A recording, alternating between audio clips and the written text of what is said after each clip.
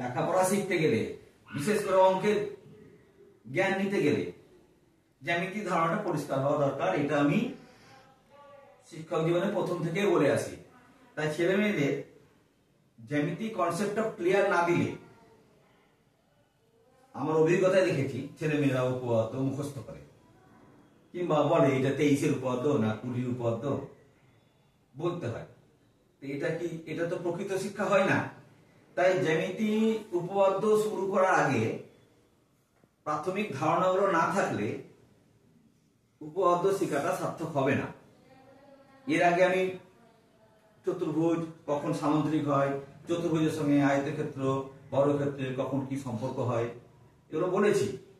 তো আজকে যেটা বলতে চাইছি, উপপাদ্য প্রমাণ করতে গিয়ে দুটো ত্রিভুজ সর্বসম প্রমাণের খুব দরকার হয়। তো দুটো ত্রিভুজ কখন সর্বসম? সর্বসম মানে আইডেন্টিক্যাল। একটার সঙ্গে এই যে হাত, বাইরে থেকে যেন একটা হাত দেখছি, মিলে যাবে। তাই দুটো ত্রিভুজ কখন সর্বসম হয়? এখানে ছবিতে দেখো, এই ত্রিভুজ এবিসি আর ত্রিভুজ ডিইএফ সর্বসম হবে যদি এই ত্রিভুজের তিনটে বাহুর সঙ্গে এই ত্রিভুজের তিনটে বাহু, এই ত্রিভুজের তিনটে বাহুর সঙ্গে এই ত্রিভুজের অনুরূপ তিনটে বাহু সমান হয়। এখানে এবির সঙ্গে ডিই সমান, বিসির সঙ্গে ইএফ সমান, আর এসির সঙ্গে ডিএফ সমান। তাহলে একটা ত্রিভুজের তিনটে বাহু অপর ত্রিভুজের অনুরূপ তিনটে বাহু যদি সমান হয়ে যায়, তাহলে এই ত্রিভুজের অনুরূপ কোণগুলোও সমান হবে। আর কখন দুটো ত্রিভুজ সর্বসম হয়? এখানে দেখো, ত্রিভুজ এবিসি আর ডিইএফ আমি তিনটে বাহু সমান দেখাতে পাচ্ছি না, কিন্তু এই এবিসি ত্রিভুজের এবি বাহুর সঙ্গে ডিইএফ ত্রিভুজের ডি বাহু,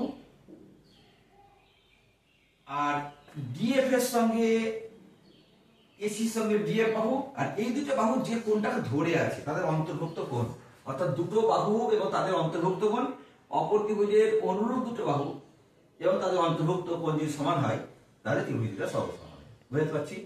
তাহলে এটা হচ্ছে সাইড অ্যাঙ্গেল সাইড। এখানে ছিল সাইড সাইড সাইড, তিনটা সাইড আর একটা তিনটা সাইড। 3 নম্বর যেটা বলতে চাইছি, এখানে দুটো বাহু সমান দেখাতে পাচ্ছি না, তাহলে আরো তো হয়।